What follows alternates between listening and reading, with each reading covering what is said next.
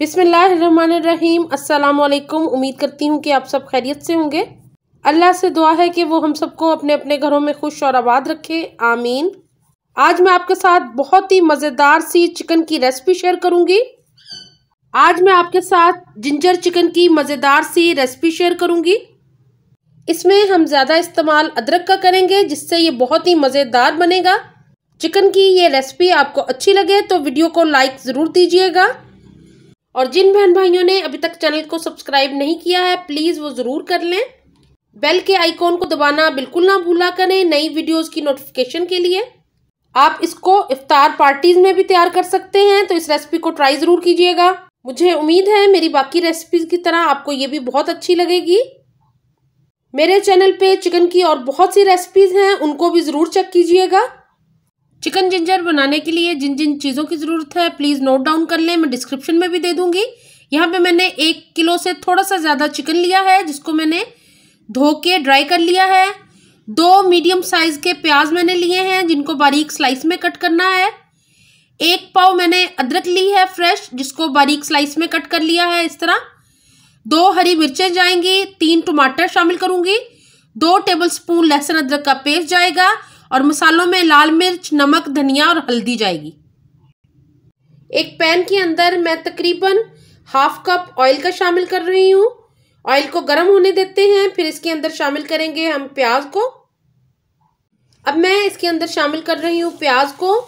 प्याज का ख़ास तौर पे ख्याल रखिएगा, बहुत बारीक स्लाइस में कट करना है और मोटा प्याज शामिल नहीं करना है। इसको अच्छे से फ्राई करेंगे, तकरीबन 3 से 4 मिनट में ये अच्छे से फ्राई हो जाएगा। प्याज का हल्का सा कलर चेंज हो गया है। अब मैंने इसके अंदर मसाले शामिल कर दिए हैं। यहाँ पे मैं हाफ कटे हुए 3 टमाटर शामिल कर रही हूँ। इनका हमने छिलका उतार देना है, तो अब इसको मैं कवर करके पकाऊंगी जब तक छिलका नरम नहीं हो जाता। यहाँ पे टमाटर नरम हो गए हैं। अब मैं इसका छिलका रिमूव कर रही हूँ। छिलके सब उतार देंगे, क्योंकि फिर वो देखने में भी अच्छे नहीं लगते। और छिलके उतार के अब मैं टमाटरों को प्याज में अच्छे से सॉफ्ट कर लूँगी, ताकि सारे टमाटर मिक्स हो जाएं प्याज और लहसुन अदरक के साथ।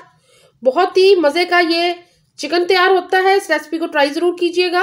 अब मैं चम्मच की मदद से इसको हल्का हल्का प्रेस कर रही हूँ, ताकि टमाटर और प्याज अच्छे से पक जाएं। जो छिलका है उसको सारे को मैं रिमूव कर दूँगी और इसका अच्छा सा मसाला तैयार कर लूँगी। सारे छिलके रिमूव कर दिए हैं। अब इनको अच्छी तरह पका लेंगे और बहुत ही मज़े का ये सालन तैयार होगा। आप इसको इफ्तार पार्टीज़ में बना सकते हैं, सहरी के लिए तैयार कर सकते हैं। तकरीबन 5 मिनट लगे हैं और बहुत अच्छे से चिकन का मसाला तैयार हो गया है, ये देखें आप।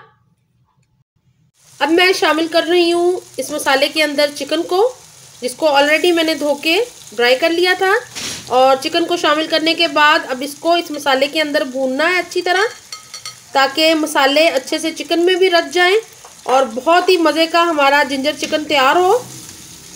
आप इसके लिए बोनलेस चिकन भी ले सकते हैं अगर आप पसंद करें तो। हड्डियों वाले चिकन में ज़रा ज़्यादा टेस्ट होता है, ज़्यादा मज़े का सालन बनता है। अब मैं इसको कवर कर दूँगी। तकरीबन 2 मिनट के लिए मैंने चिकन को कवर करके बनाया था, तो ये देखें आप, बहुत अच्छे से इसका कलर चेंज हो गया है। इसको अब हमने फ्राई करना है इस मसाले के अंदर। ऑयल निकलना शुरू हो गया है, क्योंकि मसाला हमारा बहुत अच्छे से तैयार हो गया था। अब बस हमने चिकन को फ्राई करना है, थोड़ी देर और पकाएंगे इसको। चिकन हाफ डन हो गया है। अब मैं इसके अंदर शामिल कर रही हूँ कटा हुआ अदरक और मिक्स कर दूंगी चिकन के साथ, और इसको कवर करके पकाएंगे तकरीबन 10 मिनट के लिए। बीच में मैं चम्मच हिलाती जाऊंगी। इसको कवर करके पकाएंगे। तकरीबन 10 मिनट हो गए चिकन को पकते हुए। ऑयल छोड़ दिया चिकन ने, अच्छे से पक भी गया है। अब मैंने यहाँ पे जो हरी मिर्चें ली थी उनको काट के मोटा मोटा शामिल कर दिया इसके अंदर। अब इसको मज़ीद 2 मिनट के लिए कवर करके पकाऊंगी।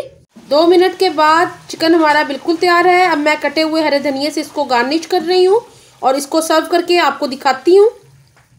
मज़ेदार से चिकन जिंजर को मैंने सर्व कर दिया है एक बाउल में। ऊपर से थोड़ा सा हरा धनिया शामिल कर रही हूँ, ताकि सालन और भी मज़ेदार और खूबसूरत नज़र आए। آپ اس ریسیپی کو ٹرائی ضرور کیجئے گا اس رمضان میں یا عید کے اوپر. بہت ہی مزے کا سالن بنتا ہے.